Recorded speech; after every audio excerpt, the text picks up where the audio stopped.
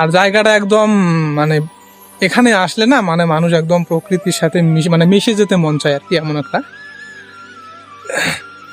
তো দেখতে পাচ্ছেন একদম মানে চারিদিকে সবুজ শ্যামল প্রকৃতি, বেশ ভালোই লাগে। পাশে নদী, আর নদীর থেকে বেশ মৃদু হাওয়া বইছে,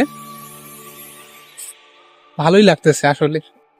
আর এইদিকে একজন দাদা ভাই দেখতে পাচ্ছেন কি, হ্যাঁ, তো মাছ ধরছে আর কি নদীতে জাল দিয়ে। তো গ্রামে থাকার না অনেকগুলো মানে লাভ বা ফায়দা যেটাকে বলে, তো আসলেই তো গ্রামে আছি, তো দেখছেন যে এমনিতে কাজকর্ম তেমন নেই, তো মনে চাইলো তো একটু মাছ ধরতে, মানে মাছ ধরার জন্য চলে এলেন, এটা একটা লাভ না? তো এইটাই।